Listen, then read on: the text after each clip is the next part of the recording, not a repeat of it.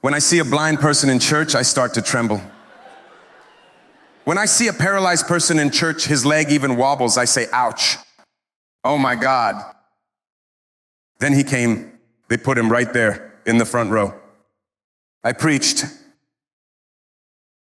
finished preaching, then I finished the meeting. Then he was brought in by a worker. I would want a hug from you because I always listen to you on the radio, and I'd also like a prayer. I believe that if you pray, I will see. Give me the hug first, it's easier. I've already answered half the request, right? I've already given the hug. Then he lifted his glasses. One eye was half white, the other half crooked. Then I asked him, how did you go blind? He said, surgical error. A long time ago, when I was much younger, I went to the table and a medical error ruined one eye, then the other got infected. The other eye got infected and I went blind in both eyes. Okay. Do you believe that if I pray, you'll see? I do. Amen. I put my hand on his eyes. And I prayed with faith. You know that faith? Do you know that faith? When did I say amen? He was still dry. Amen, brother. Go in blessing. Go in the peace of the Lord. And he walked away banging his cane against the chairs. The following week, he returned, seeing and to tell his testimony.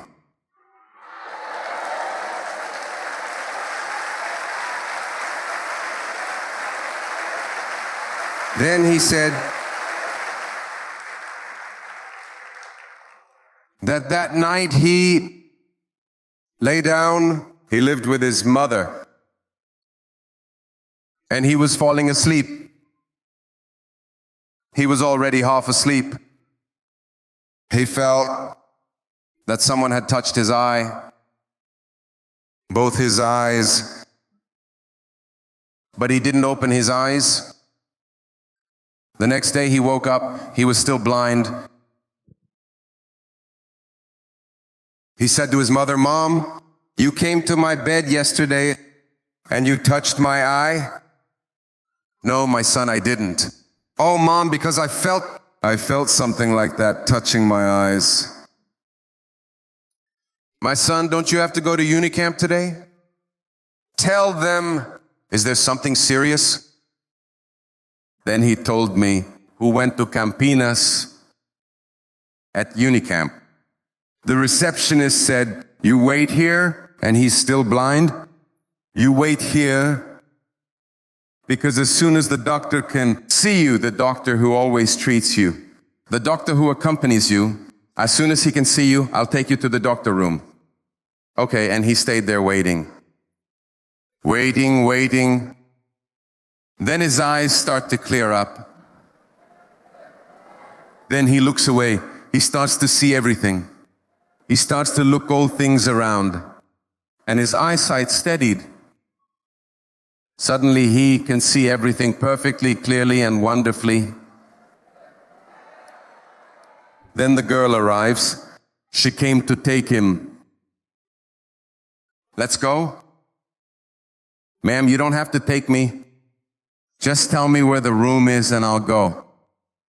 What do you mean you're going? Yeah, tell me where the room is because I can see everything. Tell me where the room is and I'll go.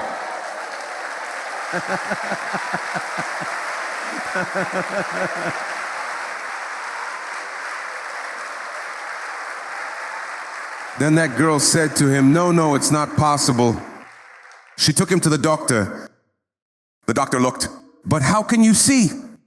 I can see, doctor. Then the doctor put on the devices and started looking. And the doctor looked and said, it's not possible. It's not possible. He called a colleague, another ophthalmologist. Look here. It's not possible. It's not possible. He looked at the other eye. It's not possible. Another colleague was called in. There were lots of doctors.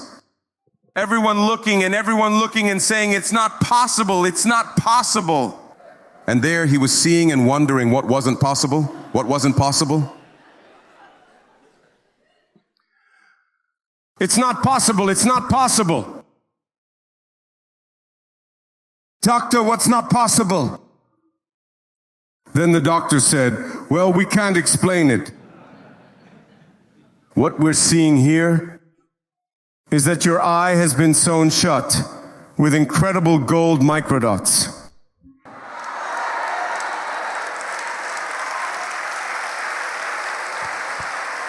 We've never seen that. This is the most advanced eye clinic in Latin America. We've never seen this. Where did you go? Who operated on your eye? No, I didn't go to any hospital. Has anyone operated on your eye? Where did you go? No, I went to Peace and Life Church. Pastor JUANRIBE prayed for me. It was the only place I went. Then the doctor told him, then you go back to that church because there really is a man of God there. There really wasn't a man of God. There is God. It's the same with Peter. He was with Jesus, he walked with Jesus, but Jesus is within him. In peace and life, there is no man of God, no woman of God. In the peace and life, there is God.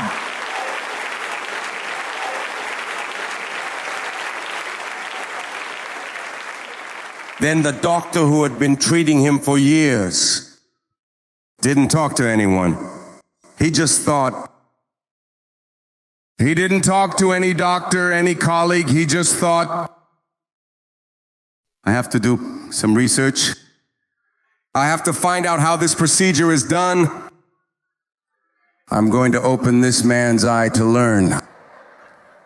He only thought to himself, I'm going to find out what this technology is. I'm going to find out how to do this surgery. He only thought, he didn't talk to anyone. At night, this doctor went to bed and it was he who told him about it. At night, he went to sleep and he dreamt he was inside a hospital. It was a hospital to him. He saw lots of people in white. He thought it was a hospital. And a man in white came up to him. He thought it was a fellow doctor. He thought it was another doctor.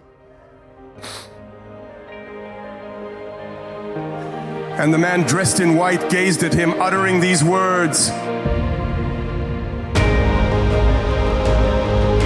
Do you know the eye of that blind man? You can't open it because I was the one who made those points.